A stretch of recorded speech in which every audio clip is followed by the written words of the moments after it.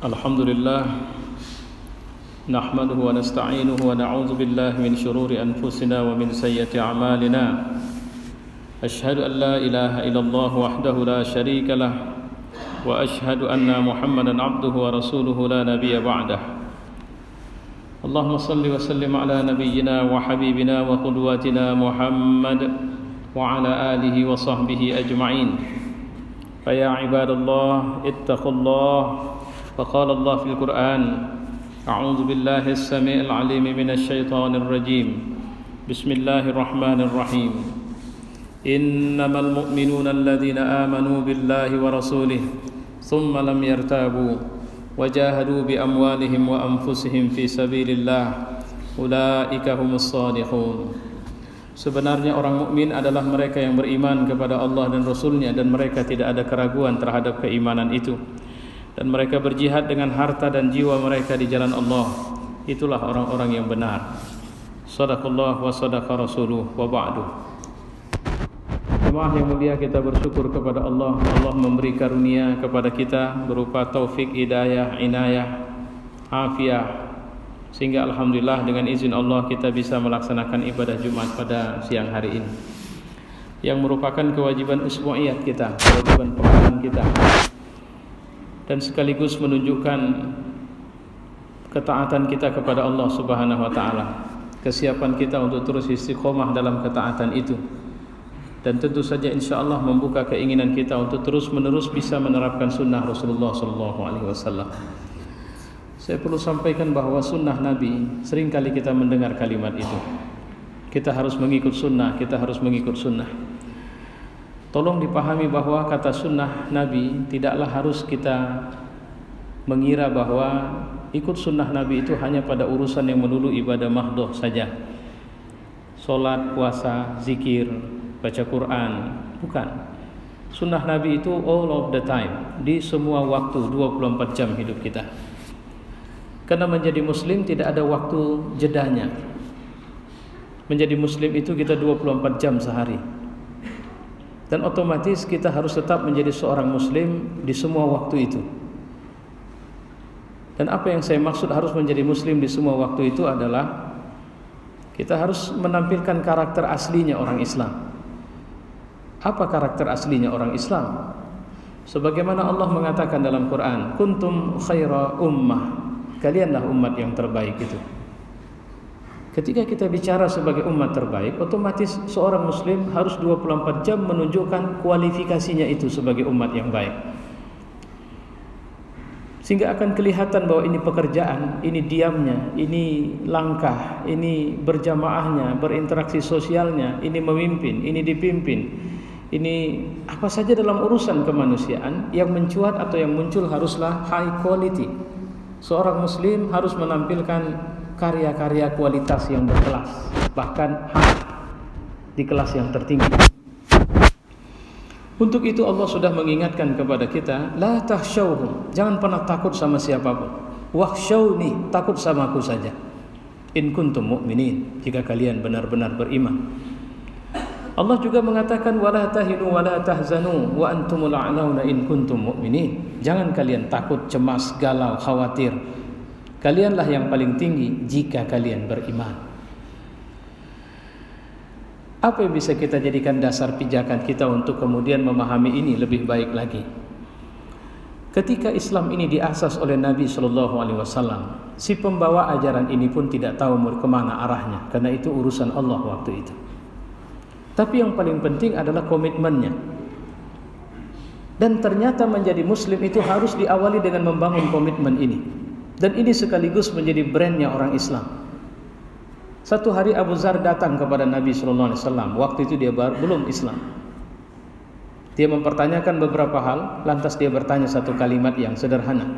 Baiklah, supaya kau tahu aku ini adalah kepala suku dari sukuku, Bani Ghifari. Kalau aku muslim, maka semua anggota sukuku akan ikut menjadi muslim. Dan pasti ini prestasi baik untukmu, wahai Muhammad. Aku mau tanya samamu, jika aku menyatakan aku muslim, kira-kira kau bisa kasih apa sama aku? Inilah titik penting untuk menyadari bahwa menjadi muslim, kita tidak bisa atau bahkan seorang nabi pun tidak bisa menjanjikan apapun kecuali janji Allah. Karena Islam bukan racikan Muhammad SAW. Al-Quran bukan satu kitab yang dibuat oleh tim litbang. Tolong rancang satu ajaran, satu ide, satu gagasan, satu prinsip, di mana dengan ajaran ini aku berharap aku bisa membawakan ajaran baru yang kusebut dengan Islam nantinya. Tidak. Al-Quran adalah kitab yang datang dari pemilik matahari, pemilik galaksi-galaksi.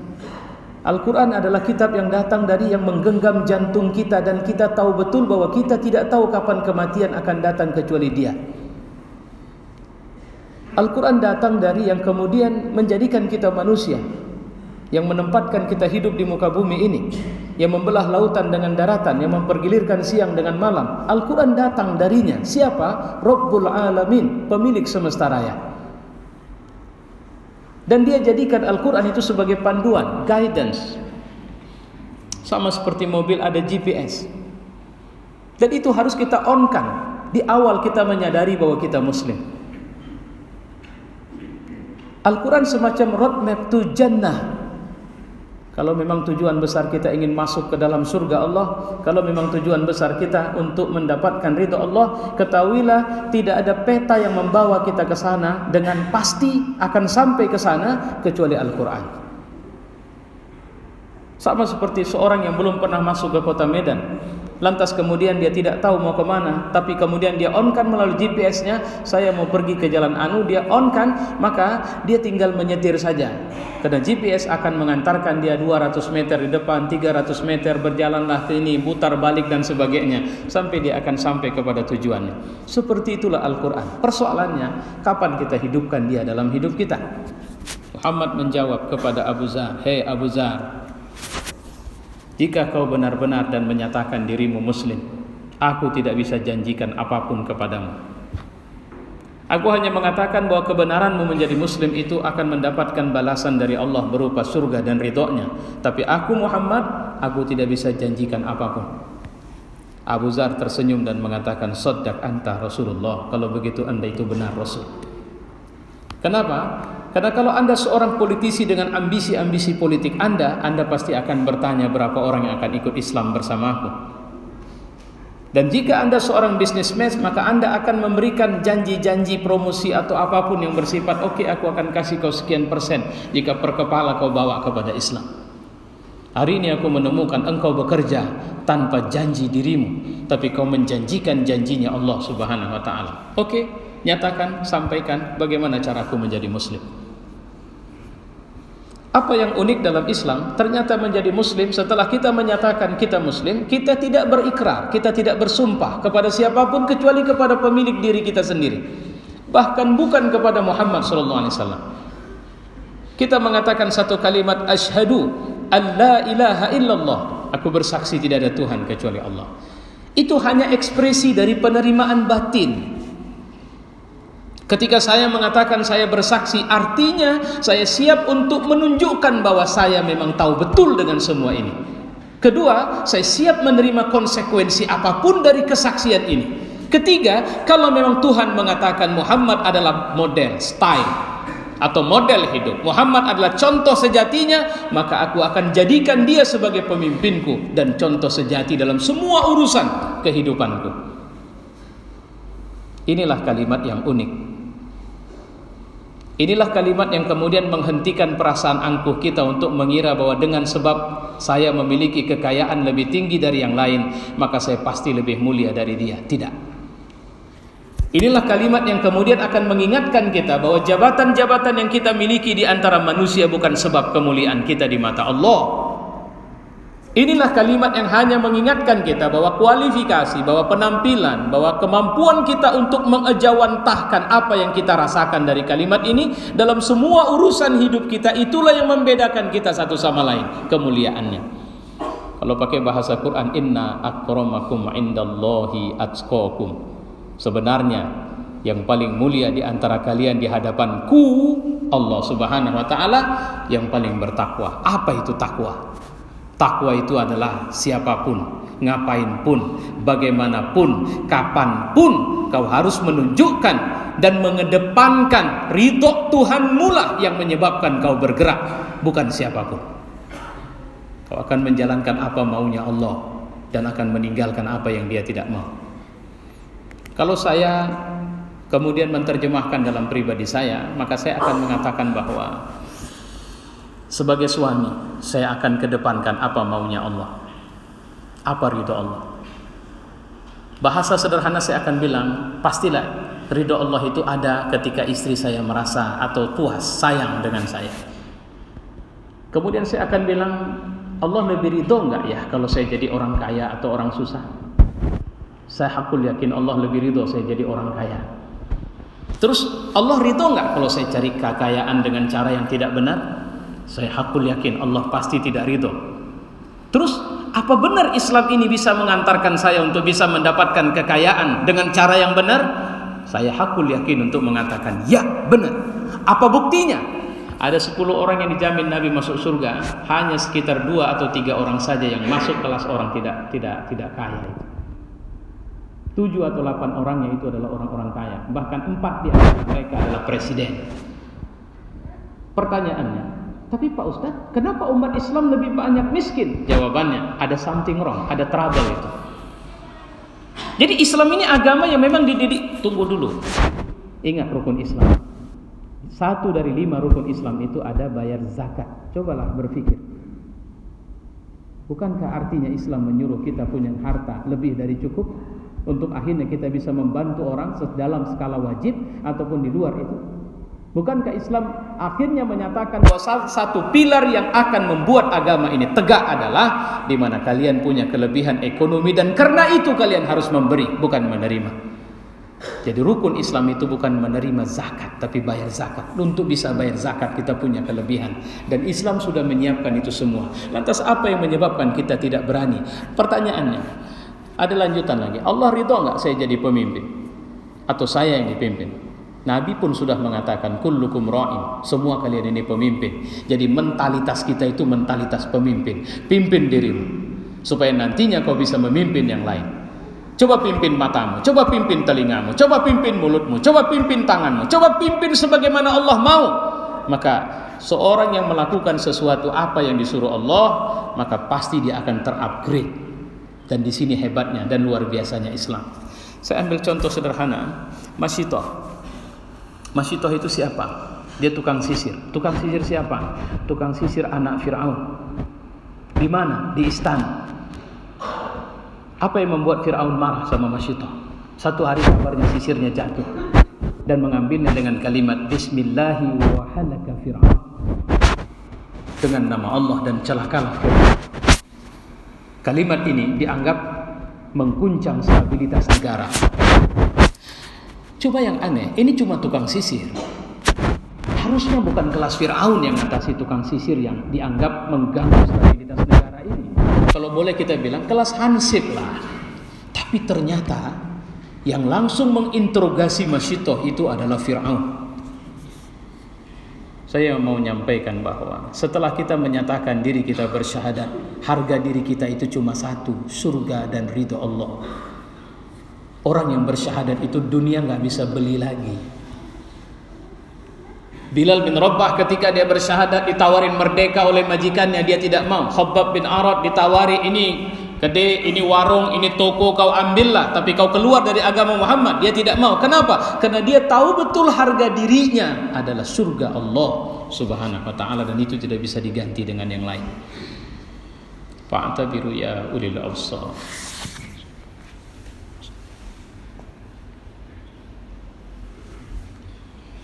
Alhamdulillah, nusalli wa sallimu ala nabiyyina wa habibina wa qudwatina Muhammad wa ala alihi wa sahbihi ajma'in. Fa ya ibadallah, ittaqullah. Wa summa qala Allah fil Qur'an, a'udzu billahi as-sami'il 'alim minasy syaithanir rajim. Qul atu'allimuna Allah bidinikum wallahu ya'lamu ma fis samawati wa ma fil ard wallahu bikulli syai'in 'alim.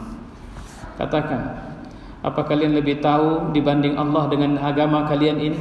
Sementara Allah itu tahu apa yang ada di langit dan di bumi, dan Allah itu akan sangat mengetahui segala sesuatu. Jamaah yang mulia, kenapa Fir'aun menginterogasi Masyitah? Dan mirip seperti sekarang, coba perhatikan dunia mengalami keguncangan dan kegelisahan dengan bangkitnya kekuatan umat Islam. Presiden Amerika, isu pertama yang dia angkat untuk kemudian menjalankan tugasnya sebagai presiden ternyata adalah merekomendasikan pelarangan imigran muslim masuk ke Amerika. Pertanyaannya, kenapa urusan ini diurus langsung oleh presiden Amerika, negara yang sebenarnya tidak begitu peduli dengan persoalan siapa beragama apa? Ada satu negara di Eropa malah sampai membuat undang-undang pelarangan jilbab, pelarangan burqa. Bahkan sempat mereka membuat undang-undang untuk melarang perempuan memakai busana muslimah di tepi pantai, tapi kalau mau telanjang itu hak asasi yang harus dilindungi oleh negara. Saya heran kenapa urusan-urusan kecil ini yang mereka khawatir dan cemas. Saya mengatakan sebenarnya karena mereka melihat itu beriak dari perwujudan menjadi muslim. Dan itu yang dikhawatiri orang sejak dulu, sejak zaman Islam ini datang. Kenapa budak-budak dan anak-anak itu? Karena Islam yang dibawa oleh Nabi Muhammad 13 tahun itu, supaya kita faham, itu paling banyak orang masuk Islam sekitar 200-an orang. Mayoritasnya budak, anak kecil, perempuan, dan tidak ada orang hebat, tidak ada tokoh masyarakat di situ.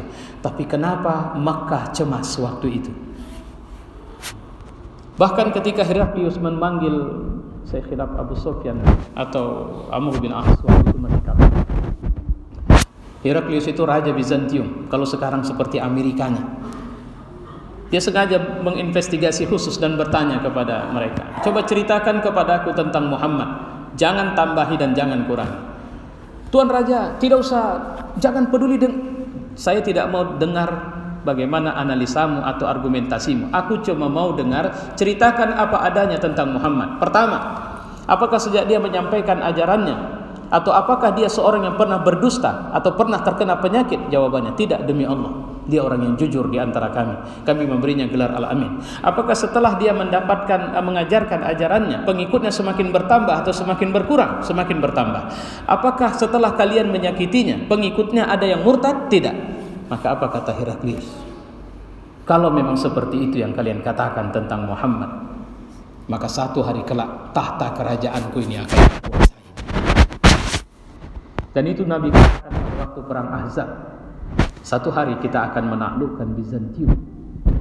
Dan itu sudah terbukti. Bizantium dan sekarang menjadi negeri Muslim. Ibu kotanya Konstantinopel itu sekarang berubah menjadi Istanbul. Siapa yang kemudian bergerak untuk melakukan ini semua? Pertama, itu yang saya bilang tadi, orang-orang yang di dalam hati mereka terbangun karakter manusia bersyahadat. Orang-orang yang ketika mereka hidup hanya satu yang mereka inginkan, jika ini semua bisa mendatangkan ridho Allah, maka kami akan tegakkan ini semua untuk mendapatkan ridho Allah itu. Wa'lamu anna Allah qala fil Qur'an innallaha wa malaikatahu yusholluna 'alan nabi ya ayyuhalladzina amanu shallu 'alaihi wa sallimu taslima. Allahumma shalli wa sallim 'ala Muhammad wa 'ala ali Muhammad kama shallaita 'ala Ibrahim wa 'ala ali Ibrahim wa barik 'ala Muhammad wa 'ala ali Muhammad kama barakta 'ala Ibrahim wa 'ala ali Ibrahim fil 'alamin innaka Hamidum Majid. اللهم اغفر للمؤمنين والمؤمنات والمسلمين والمسلمات الأحياء منهم والأموات. اللهم أعز الإسلام والمسلمين واهلك الكفرة والظالمين ودمر أعداءك أعداء الدين. ربنا آتنا في الدنيا حسنة وفي الآخرة حسنة وقنا عذاب النار. عباد الله إن الله يأمر بالعدل والإحسان وإيتاء ذي القربى وينهى عن الفحشاء والمنكر والبغي يعظكم لعلكم تذكرون. فاذكروا الله العظيم يذكركم واشكروه على نعمه يزدكم ولذكر الله أكبر.